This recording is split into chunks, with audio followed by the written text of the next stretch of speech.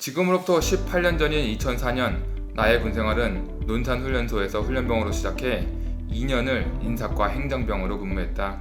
군대 때문에 소중한 20대에 2년이라는 시간을 잃어버렸지만 대신 두 가지를 얻었다.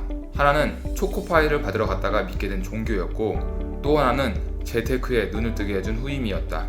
종교는 전역하고 취업하면서 점점 내 기억 속에서 희미해졌지만 재테크에 눈을 뜨게 해준 후임은 아직도 생생하다.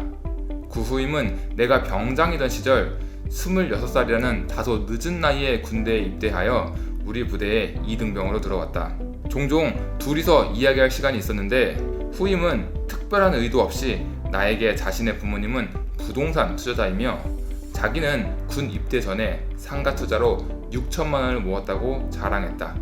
영끌에서 전 재산이라고 해봐야 100만 원 수준인 나랑 비교했을 때 그 후임은 고작 3살 더 많은데 17년 전에 나름 큰 돈인 6천만 원을 모았다는 것부터가 충격적이지만 그보다 더 충격적인 건 바로 그 후임의 부모님이었다. 우리 집은 내가 군대에 입대하기 전에 참 가난했다. 가난했지만 부모님은 너무나 성실하셨다.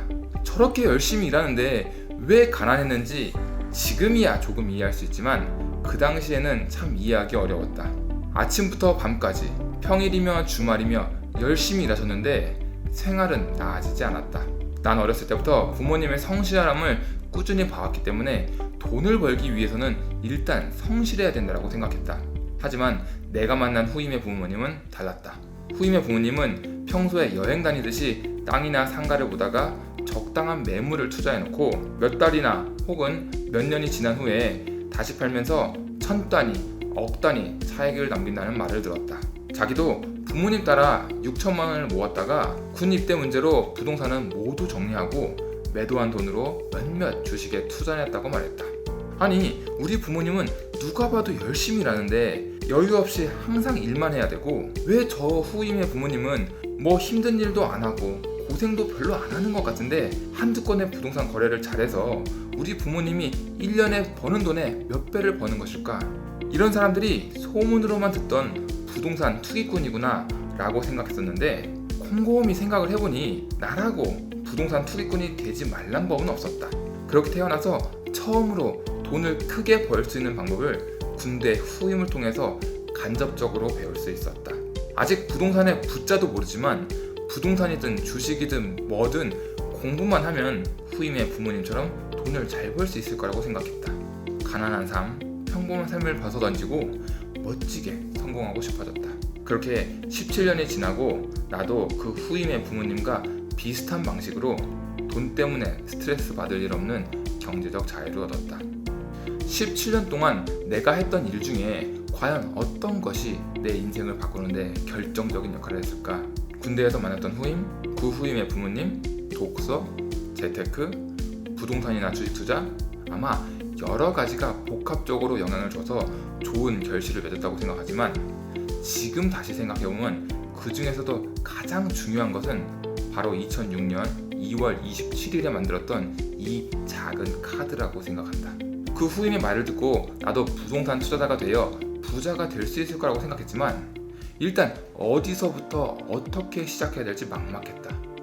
후임도 주식 샀다, 부동산 샀다, 자기는 어떤 책을 봤다고 말은 해줬지만 20년 넘게 부동산과 주식에 대해 모르고 살았으니 뭐가 뭔지 도통 알 수가 없었다. 그래서 내가 시작했던 건 성공한 사람들의 자서전이나 성공 관련 자기계발서를 읽는 것이었다. 톨스토이가 행복한 가정은 모두 비슷하지만 불행한 가정은 모두 제각각의 불행을 안고 있다라고 안나 카레니나에 적은 것처럼 성공한 사람들도 각자 사연은 다르겠지만 비슷한 스토리를 갖고 있었다. 자기 개발서 역시 약간의 내용은 다르지만 핵심은 비슷했다. 그 당시 나는 주식이든 부동산이든 아니면 사업을 통해서든 돈을 많이 벌고 성공하기 위한 핵심을 습관이라고 생각했다. 그리고 좋은 습관들을 만들기 위해서 첫 번째로 활용한 것이 매일 나의 목표를 쓰는 것이었다.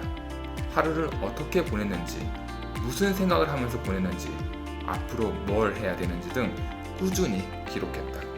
매일매일 일상을 기록하면서도 내 의지를 꾸준하게 지속시키기 위해 만들었던 것이 바로 이 작은 카드이다.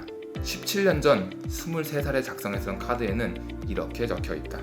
믿음으로 일어나라 일어나라 그리고 전진하라. 하나님 아버지 감사합니다. 이렇게 하나님의 계획을 실천할 수 있게 해주셔서 너무나 감사합니다. 나는 행복하다. 또 행복을 선택할 것이다. 나는 나와 다른 이를 용서했다. 향기로운 말을 하며 사람들에게 친절을 베풀라. 사람들을 사랑하고 긍정적으로 생각하며 옳게 그리고 넓게 생각하라. 나의 꿈은 사람들에게 행복을 주는 따뜻한 CEO이다. 할 수 있다. 절대 포기하지 않는다. 고통은 나를 더욱 강하게 만들 뿐이다. 난 지금 무엇을 하고 있는가?